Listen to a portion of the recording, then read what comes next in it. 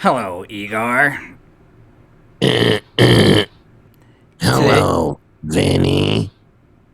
I've seen your guest list. I've seen the people you've interviewed, but none of them come close to today's guest in terms of status, in terms of quality, and in terms of actually being able to get him. So this is the first time I've been impressed with the quality of person you can get today. We're going to bring in someone who is vital to Eric Lynch's life, and let's bring him in right now.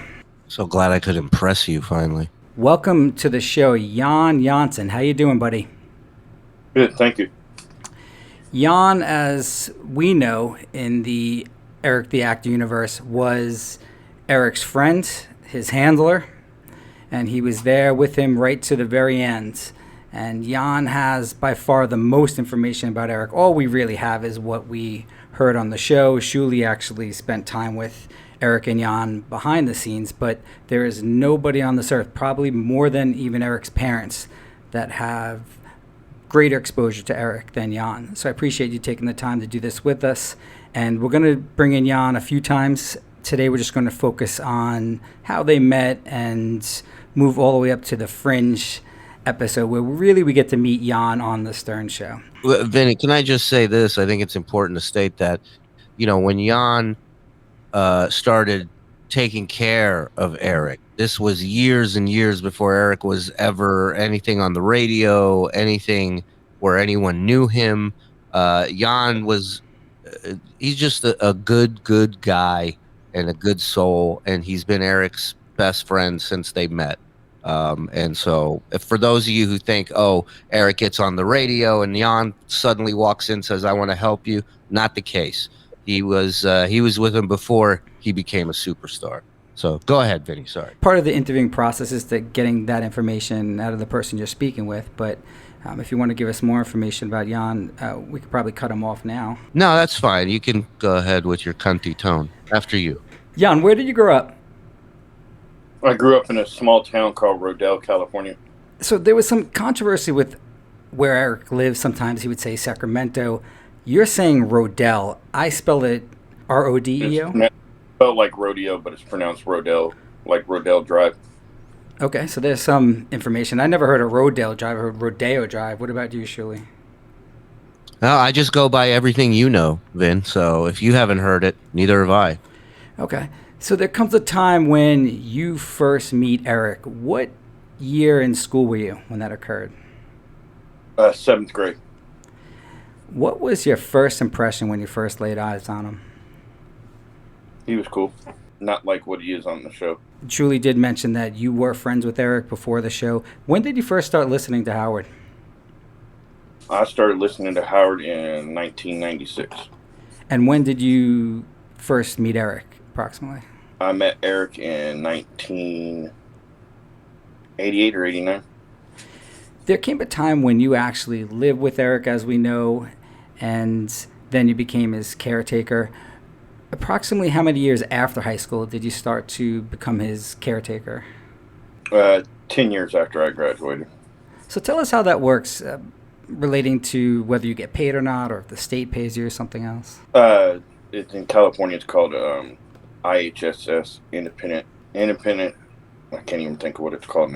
Stands for, but it was called IHSS. The state paid me. Do you happen to know where you got the cat shirt from? Because my daughter would love that, and I would love to get that for her. Walmart. Ooh, I got one near me. Okay, awesome. Continue. Oh, Well, actually, I have another question, not about the cat shirt. In high school, did people pick on Eric, and did you stick up for him, or did people give you a hard time for kind of being Eric's buddy? Did he have a lot of friends? He had friends, but he didn't get picked on really. Most of the time, he stayed down in the downstairs area.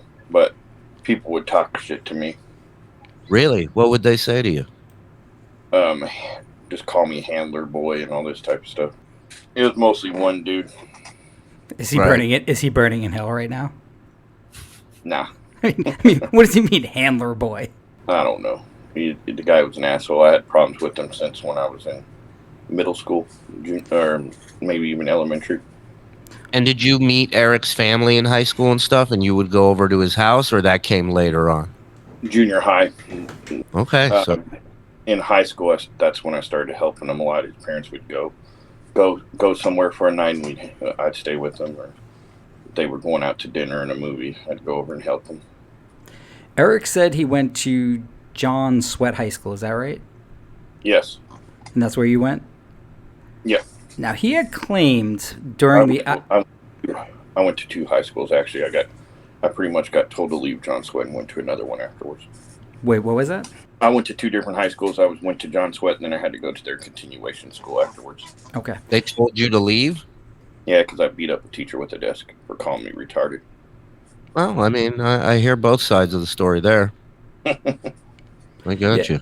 Yeah, I mean, there comes a time when we learn that Jon isn't afraid of anyone, because we're going to hear a voicemail of Jon threatening to, not necessarily kill, but threatening the son of literally the head of the mafia in the Midwest. And for anyone to do that, you got to have a big pair of balls, my friend. I don't care who the fuck you are, motherfucker. Who the fuck your family was. I don't give a shit how much money you have. Keep my motherfucking name out of your fucking mouth. Do you understand me?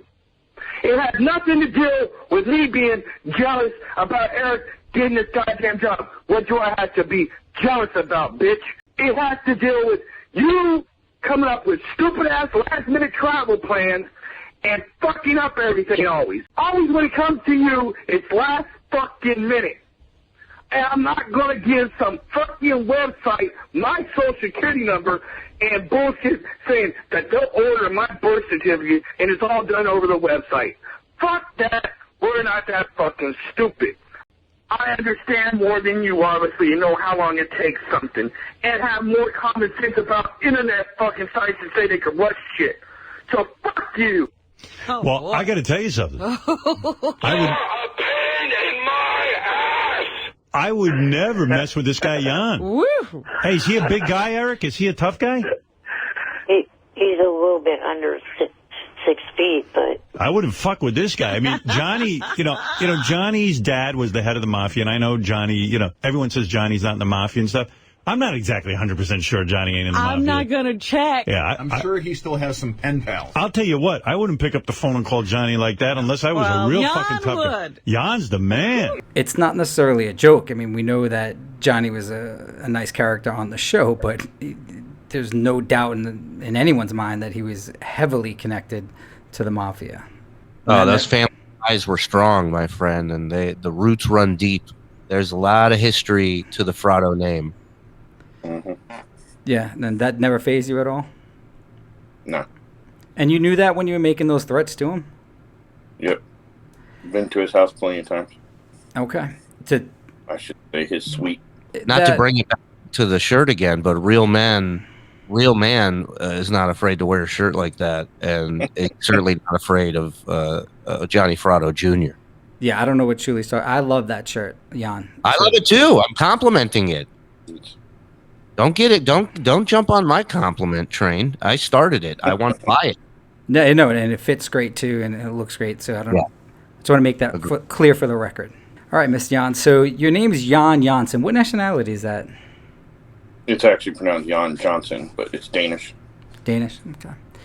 Did you ever play in the baseball league that he was in? No, and I think I went to 1 or 2 games to help him. Oh, so it was true. He was really in that baseball league? Yeah, it was called the Hope League. How did it work? It was kind of like T-ball, where he would hit a ball off of tee, and then somebody would run him around the track unless he had his electric wheelchair. There was no outs and everything. It was pretty much something for kids and that were handicapped to have something to do. I don't think he did contact. Probably is what they're looking for, right? Yeah. Yeah, I don't think he did it past junior high. He might have did in like 9th grade, but I think it was just junior high. So he loved baseball, so it makes sense. When it was Eric's turn to bat, how did he actually hold the bat or swing it? He couldn't hold a full-size bat, so I know Shuli's a baseball fan, if I remember right. You know the little miniature bats you can buy at the baseball games? Sure, bat day. They would have bat day at the stadium, and everybody get a little mini bat. He would use one of them Oakland A's or a San Francisco Giants one. Nice. What kind of ball is it? Is it a softball? Is it a wiffle ball? If I remember right, it was wiffle ball. When you started to take care of Eric, did the state actually pay you to do it? Once we started living together in Sacramento, yeah. About 10 to 12 years after you guys graduated from high school, you actually moved in with Eric and started to take care of him as your job? Yep. How much does the state... His parents, his dad retired. They moved up to the mountains. He didn't want to live up in the mountains. It was kind of boring, so he asked if I could stay with him. And to answer that question, it was 14 something an hour towards the end. Did you have to punch a clock at his house, or how did they calculate the hours? No, you get your time sheet after every payday. You get a time sheet, and it was good for 2 weeks, and you wrote down the hour sheet. How was Eric as a boss? Not bad. There was a story, and I don't know, maybe you can shed some light on the truth to it. Eric claimed that he actually hooked up with a girl, not from the Bunny Ranch, but a girl in real life. Do you know if there's any truth to that? In high school, there was one girl that was kind of weird, and he built her tits once. Then there was another girl that was in a wheelchair that they would hang out at different houses together. They were all friends from like elementary. And he made out with her and touched her tits a couple times. The girl that he touched her tits, you say she was weird. Was she in a wheelchair as well? And what made her weird exactly? The second one was in a wheelchair, the one that he hung out with the most. But the first one was weird because she was like a hippie chick and thought she was a reincarnation of Marilyn Manson. Oh. Not Marilyn Manson, Marilyn Monroe. Okay. But she looked like, I don't know who to say she looked like. John Monroe. There you go. Yeah. Ugly Monroe. I mean, what did she look like? Not good. Well, start with the height. I can't think of the chick's name. Blossom. Oh, I love Blossom. 10 times worse than Blossom, put it that way. The big honker. Big schnoz. Yeah. Wore glasses that looked like librarian glasses from the 50s. Wore poodle skirts. Wow. Isn't it a man's world how we're judging her? Meanwhile, she hooked up with Eric. Sure. Meanwhile, her today is Chrissy Teigen. So it's amazing. But the girl that he was mostly talking to about on the show, she was in a wheelchair, and she's actually connected to the whole Johnny, you know what to do thing. She was the one that had them put the elevators in at school that Eric got blamed for. It's like an origin story. Ben Kenobi, it's great. So Jon, you were a fan of Stern before Eric ever called, correct? Yes. And I remember listening to a show where Eric puts you on and you tell Howard, which a lot of callers do, hey, don't you remember me? I called in as Crazy Jay. Was that you? Yeah. It was right after, I think, either right before Eric actually started calling the show or right after Eric started calling the show. It was one of the nights. I think it was actually one of the nights he was voting for Kelly Clarkson. And I called in to fight with Mike. I always forget the dude's last name, the guy from National Enquirer. Oh, Mike Walker. Yeah. I can't remember what the conversation was. Did you guys like those segments? I didn't like them. Them magazines get on my nerves. What about you, Shuli? The gossip story, the fake story. Yeah, not. I mean, when Artie was involved, he always made everything better. So that was made fun. It a little bit funnier. Especially when they had audio of Mike farting on Mike and stuff and playing the bongos, and they kind of took it out of that lane a little bit, and that's when it got fun and entertaining. But the way it regularly was, no. Yeah, I didn't like it either. Yeah. So you called in as Crazy Jay, and then eventually you become known on the show as Jon Johnson. I think they called you Jon Johnson initially. There came a time when Eric had went to American Dreams and performed. Did you have any interaction with Eric bringing him or to the show for American Dreams? That one, his dad actually took him. Then the next show that he did, which is going to be the next segment that we're going to do in another series, is Fringe. And that's when we meet Jon Johnson, and then we learn about he doesn't take shit from fucking anybody. I mean, this is the call that I referenced earlier, but it was all related to the negotiation for Eric to appear on Fringe. And Johnny secretly recorded you, Jon, and also Eric in the negotiation. Before we get to that, we just have to take 2 seconds here to do some spots for Shuli, and then we'll get back to those calls. Okay, Jon? Blue Chew is a unique, all-in-one telemedicine service offering chewable tablets that can help men get a little extra confidence when it comes time to perform. Blue Chew delivers tablets with the same active ingredients you'd find in both Viagra and Cialis, in a chewable form and at a fraction of the cost. Blue Chew works on a subscription basis, kind of like all those streaming websites you're used to. Every month, you'll receive the desired amount of chewables delivered to your door. You can always pause or reactivate your account easily at any time. The process to get started is simple. Visit the Blue Chew website to sign up, answer a few questions, connect with a licensed medical provider, and receive your prescription within days upon approval. Best part, it's all done online. Visit BlueChew.com for more details and important safety information. It's time to chew. Blue Chew is available nationwide. Visit BlueChew.com for more information or to start your free subscription. And we got one more ad to run, Jon, and then we can get into the call.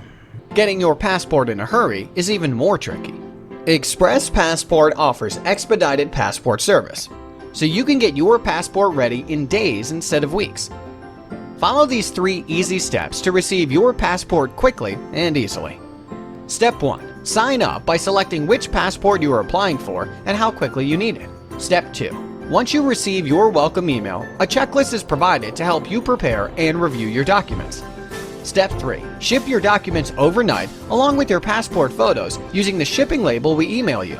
From initial inquiry to final passport delivery, Express Passport will be with you every step of the way. Express Passport helps you obtain your travel documents quickly and safely, anytime, anywhere. Visit expresspassport.com. ExpressPassport.com is not your grandmother's passport service. Why waste time traveling to the post office than waiting in line for 4 hours just to get your passport? Only a fool with nothing better to do would prefer that hassle. With ExpressPassport.com, your passport is literally just a computer click away. ExpressPassports.com. Only old geezers and dopes get their passports any other way. All right, guys, we got that out of the way. That's how Shuli makes his money now, Jon. These commercials. How ironic, a online passport. Oh. All right, so let's go back on, we're live again. The show Fringe is a major show. Did you watch it before Eric was on it? No. There came a time when Johnny was contacted by Fringe because the people from Fringe really wanted Eric. It wasn't a charity case, I think, as the first American Dreams was. The issue was getting Eric to the show. Was that correct? Yes. So explain to us what was going on. We heard the calls, but what was going on in terms of that negotiation?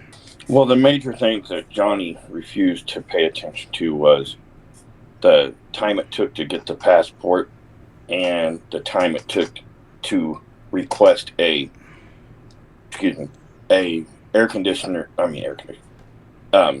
oxygen machine that would allow him to go on a plane.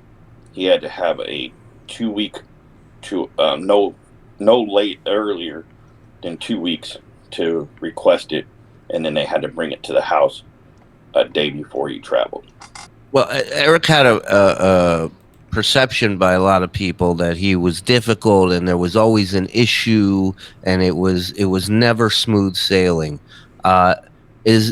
Were there any times that you felt Eric was just kind of being a pain in the butt, or were you like, these people just don't understand how difficult it is for this guy to travel? Towards the end, it was more of a difficult issue. At the start, he was just being more of a pain in the ass because he was being picky of what he wanted.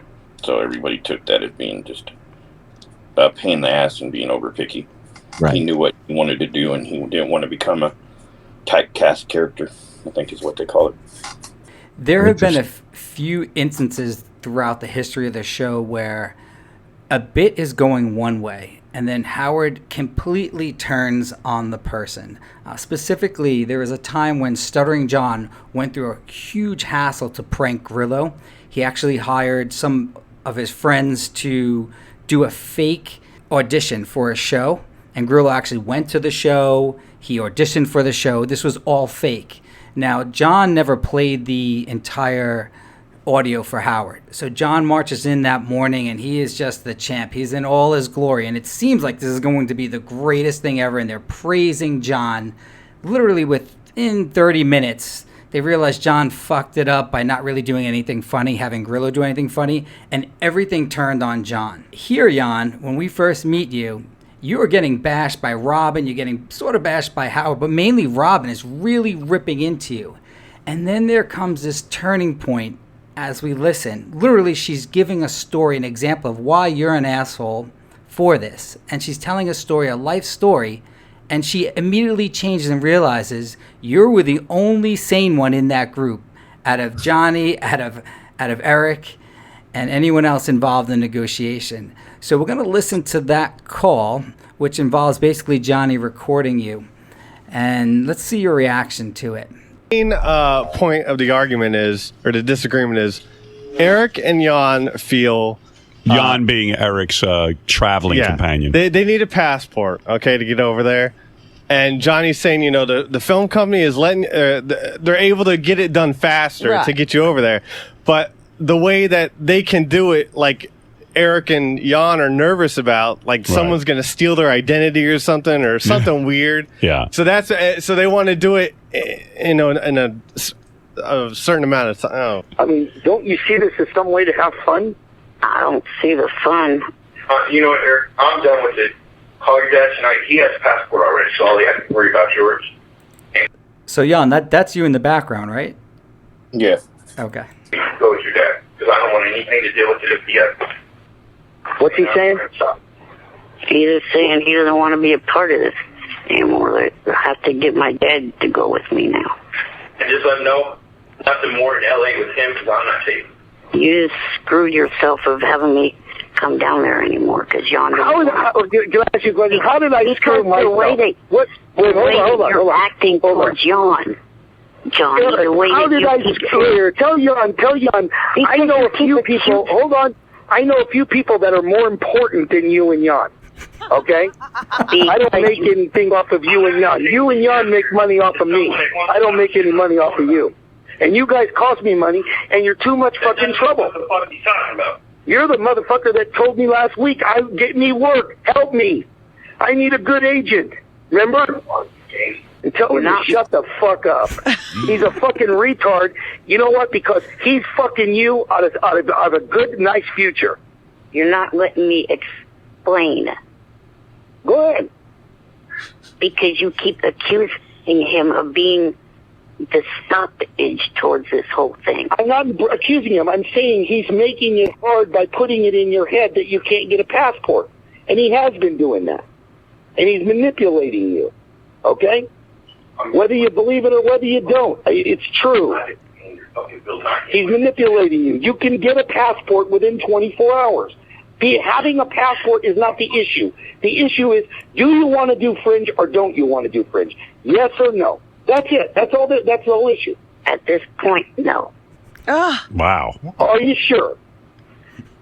100%. Good Lord. Okay. I'm going to call the woman right now. So. Why is this guy always saying he wants acting work and all he wants is an acting job? But isn't it everything? Every time he says he wants something, then you get it for him. Then he has conditions on whether he'll take it. I'll get back to you and let you know what happened. But I'm sure you're going to hear about this. So I'd be prepared for a whole lot of shit. Because this is going to start a shit storm. And I think you know that. Well, you better be Eric the doctor or Eric the nurse or something else new. Because this definitely, absolutely is a proof that you are not an actor. Actors do it. That could be one of the funniest lines that Johnny ever said. I mean, you better be Eric the doctor, Eric the nurse, or something else. What was the reason why you wouldn't use that online service? I just didn't. I've had identity theft problems in the past, so I didn't want anything to deal with that type of thing. And I just felt like Johnny always manipulated Eric, and then he tried to tell me that I was manipulating Eric. So I just got fed up with it. Hey, if I'm you, identity theft, I'm welcoming it. I'm sitting here, I got to wipe this little guy's ass. And it's like, I'm worried about somebody stealing this identity. Have at it. I'll trade you. Whatever you got, I'll take it. You take mine. In the part, they get in the, you know what I mean? So. At this point, I don't want to be an actor anymore. Oh. Yeah. All right. Well, let me call this lady before she leaves so I can stop her in case she tries to make some plans. So I'll get back to you. I'll do it. You'll do it? Yes. What about Jon? Can you please do it? Because I don't want to do it with Dad. And I don't want to hear Stern and them on my... That's what they're trying to get it anyway by doing it so short a time. And I'll do it if it goes, we go to that place. I'm not doing it over no website. You can go to the place. Tell him he doesn't even have to go anywhere. The guy will come and do it. Yeah. What's that all about? About the passport. Oh, God. They don't want to do it over the web. Jon sounds like he's the one with the busy schedule. Jon's out of his mind. No, he doesn't want to put up with that bullshit. No, I mean, even the way his attitude, what's he so upset about? Really? I don't know. Somebody said, go get a passport. Maybe he's been through the mill with this Eric. He had a bad incident with the internet. Well, yeah, maybe he's had just a bad experience with all of Eric's shenanigans. I don't know, because he seems to not have a problem with Eric. He has a problem with the rest of the world. He might be the only sane one in the group. I don't know. I'm telling you. The only thing I've Johnny heard and is Eric these might be crazy. Little two snippets we've heard of him. He just seems shot out of a cannon. Maybe he's the guy, the voice of reason, who goes, I know this is all horse shit. Eric ain't no actor. I think what are you Maybe fucking guys? he's saying, yeah. I got a guy in my hands. I got to sit there and hook him up 2 to lines. oxygen tanks. What are you guys carrying on? For 2 lines, I've got to carry him to Toronto with oxygen. He's the normal one. He should be yelling. You'd be yelling too. What are you talking about? He ain't Make-A-Wish Foundation. And why is Eric, I don't understand what's so problematic about Eric traveling with his dad. Oh, because his dad knows this is whole horse shit too. Jon, how was Eric's dad? Was he cool with Eric being on the show, or just even in general? He was cool in general. They didn't really like Eric being on the show because all the shit he got. On the show, they understood that it was the show, but mostly they didn't like it because all he went through with the fans. Question in my mind, Jon, and you can finally answer this for me, but I always felt like if I had a chance to meet Eric's dad and talk to him, I think I could have hit it off with him, and I think I could have gotten him to maybe see the show a little differently, but I think he would have liked me. What do you think? Nah. All right. Go ahead, I Ben. I don't know. Probably. Turn all my cards over. Go ahead. You're pretty easy to get along with most of the time. Thank you, pal. I appreciate Except for when you post a picture that you're not supposed to post. We have to break that story down one day. That's a hilarious story. Well, give us a brief version. What happened? So we were in San Jose at a club, and he asked Eric if he'd take a picture of him laying down, and Eric said, sure, but don't post it. Within like 30 minutes, Shuli posted it. Wait a minute. Hold on. First of all, let's clarify something. He was already laying down. It's not like I put him in the position. No, he was already laying down. And I was looking at him, and I thought to myself, man, this is such a great picture. And it is. It's a great picture. It's one of the greatest pictures ever. He really captured the essence of Burt Reynolds and Playgirl laying on that bear rug. And he said, just don't post it. And I said, you got it. And I couldn't resist. I made it my MySpace profile picture within 30 minutes. That shows how long ago it was, MySpace. Yeah, right. But he was so bad. He didn't talk to me for a good month, maybe. Where were you guys when you took that picture? In a nightclub in San Jose. Yeah, it was a Killers of Comedy show, and Eric was there with it. I think it was like the first time we ever did something together with Eric and the comedy shows. And at a comedy club, there's a rug that Eric laid down on? No, this was like a nightclub that we ended up doing a comedy, because we had we had 9 people on this tour, so we couldn't do a comedy club. Like this was, so we had to find venues, and this was a nightclub, and so their green room was literally like the VIP upstairs area, and Eric It was like a plush. It was like a plushy mat on a bench that he was on. Actually, yeah. I'll send you the picture, Vin. Knows it, and his dad knows it. It's Johnny and Eric that don't know it. They're the ones who are chasing the dream. It's the greatest soap opera ever. And they're going to up your money now. They're going to up your money, and they're going to give Jon a role. They're going to give him a role. Johnny, Jon and I don't care if they give our entire families roles. This date is not going to fucking work. Period. But why? Because it's too soon. There is not enough time. Eric, they're look at here. I'm out of it. I'm done with it. Johnny, I'm done with it. I don't give a shit. But hold on, listen to me. Tell them no. Let's say they go through all right, hold on. Let's say they go through the motions to do all this, okay? Let's say they go through the motions. And they can't get it done. They still have to pay you. You realize that, right? If they can't do it my way, there's no way. But what is your way? My way is Augie. Is he not more difficult than Lindsay Lohan? I mean, like he's a handful. Imagine when he gets on the set. Tom Cruise doesn't That's what I'm saying. This kind of trouble. Jon, did you ever get a role in Fringe? No. Did you ever get paid to bring Eric there? No, I don't think it was that one. One of them I got money for food and stuff, but it wasn't that one. What do they call that in the biz, Shuli? Per diem. There you go, per diem. Yeah. It wasn't that one, though. I think it was in plain sight that I got per diem on. Shut up there, you see. Yeah. I mean, he's there. He's on time. Around August the 20th or whatever the hell date that was. You would think this guy had a full calendar like Chris he Rock. made somebody some money. Yeah, right. And now everyone's fighting over him. Earlier when I talked to you, that's the way. This is a big production company. They're not going to send some goofball who's going to steal your identities out to do this. They're going to send somebody that's very normal. Imagine you're an identity thief and you steal Eric's identity, and now you're in the hole about, I don't know, 50 grand. Oh, my God. Yeah, you get his bills. He's like a grumpy, shrimpy Gene Hackman without the talent.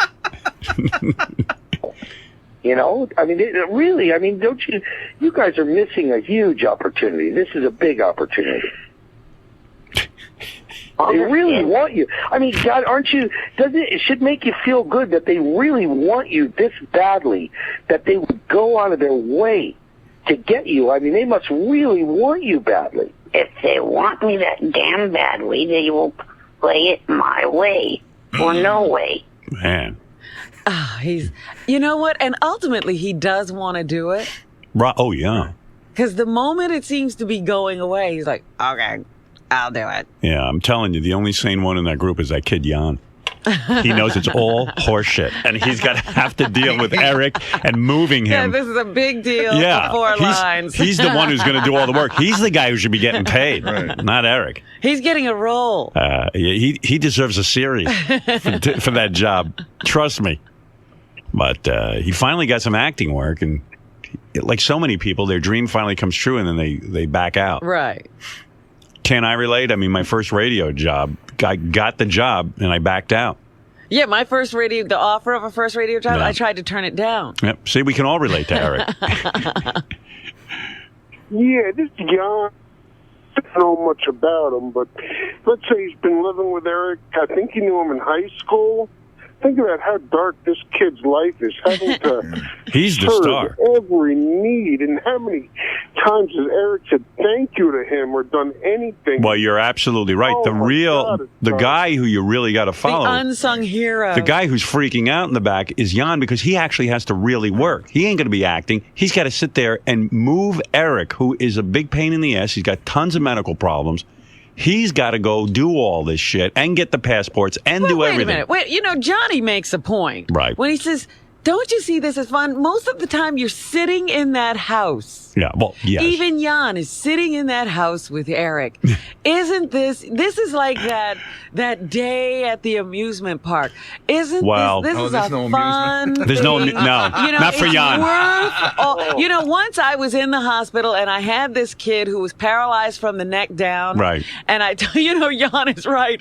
I told the other people, no, I don't have to do the work. Right. I'm the Johnny Farado. Right. Well, here's my in point. the situation. And I said, we're going to take Andy outside. Yeah. That meant packing up a ventilator. Right. That's what I'm telling you. Getting a hospital bed. It ain't fun for Jon. I mean, like I have kids. You decide to do something fun, like go to Disney. Yeah. You come back, you want to hang yourself. I mean, it ain't fun for Jon. For Eric, it'll be fun. Now I'm seeing Jan's point of view. I see this as Jan's the sane one, and Johnny and Eric are insane. It's great. Jon can only hope that Frado's connected to end his fucking misery. Yeah, I'm with you. All right, Steve, thank you. That's why he's giving all that lip. Well, I'll tell you what, Eric's the insane one. Jon is completely sane and knows what work this is going to be. And Johnny knows how funny all of this is. So he's running back and forth trying to keep this alive. And taping it, yeah. But he's dealing with, a sane production company on one end. Right. And Eric on the other. Yeah. I mean, he's actually really talking to a production company. It's the greatest. If this thing gets shot, it'll be a miracle. Well, we do know the episode of Fringe that Eric was on does get shot. Fringe was a major show. Have you guys watched it at all? I didn't watch it. I watched it a few times back when it was on. It was a decent show. I didn't hate it. I thought it was cool. Maybe a little bit ahead of its time when it came out. But I'm fascinated listening to, Frado arguing with Eric, arguing with Jon. And I'm sitting here and I'm thinking, ultimately, you cannot deny that Eric is the most fascinating whackpacker of all time, and I'll tell you why. Here's this guy Johnny who's got a family, he's got little kids, and he's ignoring all of that, and he's dealing with this little Mussolini over here, throwing out orders and threats and demands, and it's keeping him from his family. And I'm sitting here and I'm going, I'm listening to this asshole, and it's keeping me from my family. My family's upstairs right now watching a movie, and I'm sitting here listening to this little shit again. Amazing. It's just a credit to how fascinating and endlessly entertaining Eric was and still is. The only reason why it still happened was they finally, because it took so long and he couldn't get oxygen, they sent a person from Toronto down to, from Vancouver down to LA, picked up a car, drove up to Sacramento, picked us up and drove us to Vancouver, and then drove us back with the oxygen machine in the back and tanks in the back of the car. So you rode with Eric and someone from the production team all the way from California to Toronto? Not Toronto, Vancouver. Vancouver. And that's a production assistant, right? That's who they do that. Production assistant, yeah. By the way, how long is that drive? California to Vancouver. We stopped the first night in Seattle. Sorry, the first night. What type of car? What type of vehicle was it? I don't remember now. I mean, think it was a Ford Flex, though. I think was it a van or a car? Ford Flex is kind of like I don't know how to describe it. It's kind of like, remember the PT Cruiser? It was trying to be like a van/car. It was kind of like that. Now, you said Eric had a oxygen machine. How big was it? I'd say they're about 3 foot tall, 1.5 foot wide. And does it have to run consistently as you guys are driving? That he was using tanks when we were driving, but the machine had to be running in the hotel room. Okay. By the way, Vinny, 34 hours, Sacramento to Vancouver. 34 hours? 34 hours. Holy shit. And then how many days did you shoot? How many days were you in Vancouver? 2.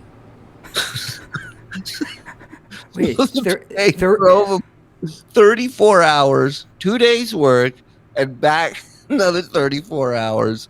So it's 70 hours for 48 hours worth of work. that PA drove? The first day was probably about 8 hours on the set. The second day was probably about 4 hours. All right, but we're still on the first night. So you stop at a hotel, and then you have to drive another night? Yes. And then we stopped in Seattle. And then drove in the next day. Seattle, Vancouver is like 3 hours, so. Right. Wow. Driver got pulled over, and so that took up like 2 hours. For what? Speeding. Yeah. Why did it take 2 hours? They had to check the car and all that stuff because he had no paperwork for the car. So Now, can you imagine Officer Shuli approaching this vehicle and what you actually see? It's like a Rob Zombie movie. It's like House of 1,000 Corpses over here in this car. You're going, what's good? There's oxygen tanks. He could be a suicide bomber. You don't know what's going on. What did the driver look like? White guy in about his 40s, probably. And it took a white guy, and it took 2 hours. Yeah, because they didn't have the paperwork. He didn't have no paperwork for the vehicle. He didn't have proof of insurance. They had to check all that stuff down in L.A. Oh my This is what happens when you send a PA. It's literally an intern to do this. I mean, can you imagine waiting 2 hours? Were you on the side of the road? Yeah, he was. I don't even know if he was really a PA. He was the guy that shuttled people around from their hotels to the set. Free hotel shuttle. At what point in this road trip do you think to yourself, next time, oxygen, schmoxygen, we're going to roll the dice on this flying shit. We're not driving anymore. Probably about the first night. Could he make a flight without the oxygen tank? That towards the start, probably, but towards the end, no. Okay. What was the food selection like on that road trip? We stopped at places like Eric liked fast food. I think we ate at a pizza place one night. Wendy's. I think Wendy's was one of them. Wendy's, McDonald's. He loves Wendy's. He loves Wendy's. I remember we hung out and ate Wendy's in your hotel room one night. Well, Jon, we're going to get into Fringe in another episode, and I'm inviting you to come back for that. Would you do us that honor? Yeah. And also, I want to do a live call-in show for Shuli for his benefit on his channel and let the fans ask you questions directly. I have a few questions that I wrote down, and before we go, if you don't mind answering some of the fans' questions. Okay. Okay. Question, was Eric in special education or normal classes? Special education. More because of his disability. Whoa. So that's a big revelation for Eric fans because Eric claimed that he graduated in the top of his class, and he specified in a voicemail, an angry voicemail, not the special ed section, but the regular class. Yeah, so he still graduated in the regular class in the top of his class. Yeah, he's a smart guy, Eric. So he was in special education, so it wasn't the mental aspect, it was just the physical aspect. They just lumped everybody into the same class, you know. If you had crutches, if you had a wheelchair, if you drooled on yourself, you're in that class writing checks. Is that true? Yeah. That's fucked up, though, because he wasn't mentally impaired. It was just physical. No, it was physical. And the school we went to was small. I think the class he was in class of 93, and there was 93 students that graduated. Yeah, I have that night. Vin, a little insulting. 15 years, whackpack whisper. I think I know a thing or two about special ed classes, okay? So just go with me next time. Okay. The next question is, what is 5 times 7? 5 times 7? Of course you'd ask me. Is it too early? Yeah, there you go. Yeah, he's central, dude. He's not East Coast. All right. I have a question. I know you stopped taking care of Eric to take care of your parents. Are you still taking care of your folks, and if so, how they doing? Yes, I am still taking care of my folks, and it's a day-to-day thing, especially with my mom. She has Lewy body dementia. My dad's doing it's not too bad. I got a follow-up question. Do you have a Venmo or something where I could send you money? I got PayPal. Okay.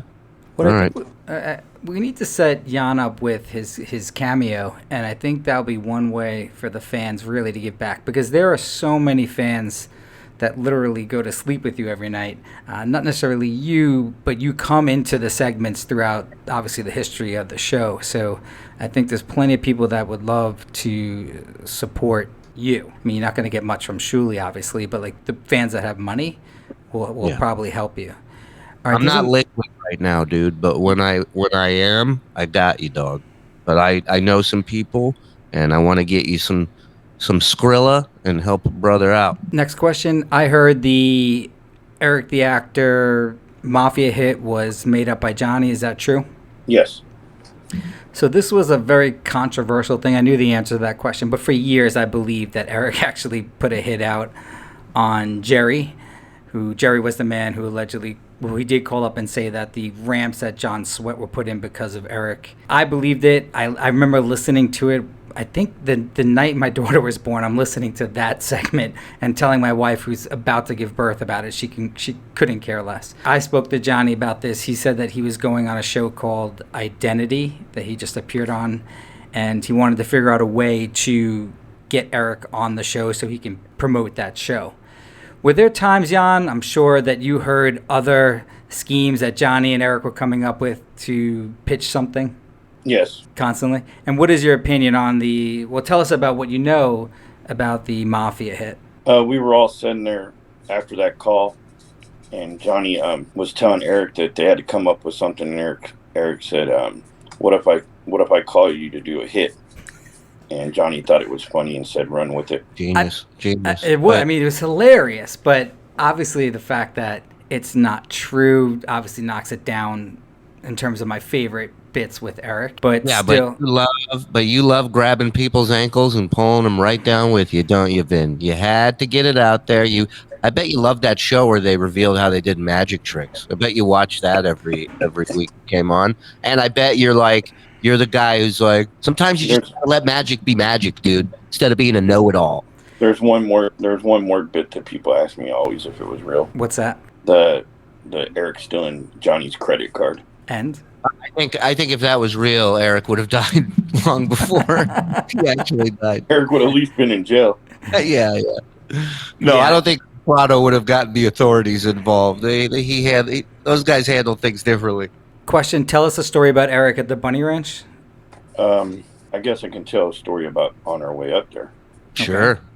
How many hours was the ride? That was only about 4 hours.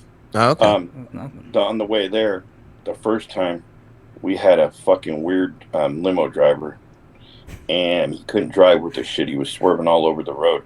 Yeah. And he ran into a diesel. Ran into a diesel, like a semi? Yep. The diesel didn't know he hit him, and the whole side of the limo, the mirror and everything was ripped off, and the diesel kept on going because he didn't know. And we're like, okay.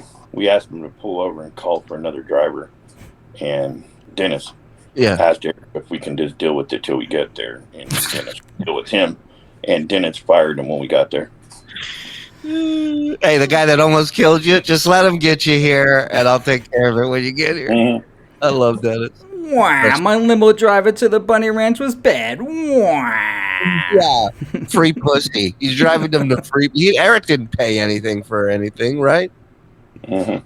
Yeah, but still, listen. If I'm in a limo, I mean, with all Eric's beaten, with all the bullets he's dodged in life, to die hitting, an 18-wheeler, and look at that, he could have made Tracy Morgan Walmart money, and now moments pass. It was a different time. So when you're packing up Eric to go on that trip, for example, does he bring any money? He used credit card mostly. So he had a credit card, but what about cash? I don't remember if he had cash on him or not. Interesting. Jon, this was really informative and really cool, and I think you agreed to come back on the next show that we do and give us more insight into Eric's life, because there's so much to go through. I mean, we have times where Eric is actually going to appear on Fringe, he's going to appear on In Plain Sight, and then Legit. And then, of course, your trips to the Bunny Ranch. And then lastly, we'll talk about your trips to the Social Security Department. Now, Shuli and I spoke about this on our first show, And we claim that if anyone's going to turn in Eric for making too much money, that the second any employee from Social Security saw him, they would just deny the claim, even if Eric made $1 million on one of these shows. Did there come a time when you actually had to take Eric to that Social Security department? A few times. A few times? Yep. How did he know to even go? Did an officer come, or did he get a notice? He would get a notice in the mail, or they would call him. I think the first time they sent him a notice, and the second time they called him. And then his parents had to take him a couple times too. Wow. Is that specifically from being on the show? The first time was about the pictures he was autographing, Cameo before Cameo. Right. And then the second time was one of the acting gigs. When he did the acting gig, automatically they know when he makes money, so he didn't have to report that. Sure. And when he got done with the acting gig, about 2 weeks later, a social worker for the Social Security called in and said, "We need you to come in because you did an acting gig and didn't report it." And as soon as we got there, they started looking into it and said, "Oh, sorry, this was a mistake. Sorry, we brought you down here. You did pay." Because every time he did an acting gig, he had to pay some back to the Social Security. They would take him, depending on how much you make, they would take maybe a month back of his Social Security. So real quick, you brought him to that second, the first and second, but did you actually have to meet with someone that worked for the department? Yeah. How long did you meet with that person? That was only like, once we've seen the person, maybe 5 minutes. The second time, it was probably about an hour talking to the person, and he had to give some money back, and they had told him he had to stop doing that. But each time when you go to Social Security, you're never there for that short time. It was always like a 2-hour wait or more. We had basically concluded that the second anyone saw Eric, there's no way that they would actually take away his benefits. You know, there's one dude that works there that just doesn't give a shit. And they're like, "Hey, Johnny, we got a guy in a wheelchair. He's bent in half." He's like, "I don't care. I'll tell him right now to his face." Nope. Yeah, it breaks my heart in that sense because I'm down for a good joke and a good prank, but making Eric. One of the other times that his dad had to take him was because of Shuli.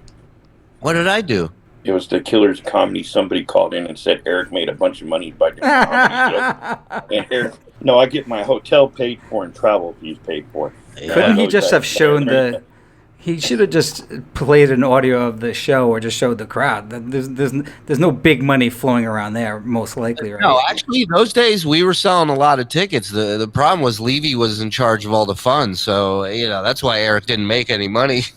If it was me, I would have thrown him some bucks. Levy and that other guy. Yeah, Sequoia. Yeah. Wait, so Shuli really did have a part in Eric having to go with his dad to the Social Security department? Shuli and the rest of the crew that was part of that. It was the comedy show. I want to circle back to something you said earlier, that one of the times Eric had to meet with somebody was about the pictures he was signing. Vinny, do you remember these pictures? Because I still have one, which, by the way, they got to send me all my stuff in my office from Sirius. I still haven't got that? No, but wow. One of the things I have is a signed picture, one of those pictures from Eric. And if for people who may not know, Eric sold a picture of him and Artie together. Artie was in the picture. It wasn't just a headshot of Eric. It was him and Artie, and he would sign them and sell them and not cut anything back to Artie, which I love. Afterwards, Howard told him he had to stop selling that one, and I think he went to. Some people requested the one we were talking about earlier, Shuli laying down that Shuli took, and I can't remember what. I think the other picture he signed was in front of Johnny's elevator. Buddy, I'll tell you right now, I'll slap that picture, him laying down, on a T-shirt, and every single penny made goes to you and your parents. If you want it, you tell me, and I'll have it done. Okay. Mm-hmm. I'm sure people would like that shirt. They would love it, and it keeps his memory alive, and it helps you. I mean, shit, man, your whole life, all you've done is help people. So why not help you? You deserve it, and you've earned it, and you're a good guy, and I've known you for years, and it's great that we got you on here. I can't wait to do more of this with you, and yeah, man, we're gonna help you out here, buddy. Yeah, Vinny will, lawyer. Yeah. He's got. Yeah, well, I'll get 30% of those shirts. Sorry, Jan. than your parents. For 1/3, 33.3%. All right, guys, as we say, 0.0. Yes, closing strong, Jan. As we say in this series, bye for now, guys. Bye for now. Bye for now. And I'm not a pussy, fucker. Oh, that came out wrong. I'm not a pussy, you fucker. There, that's the right way to say that.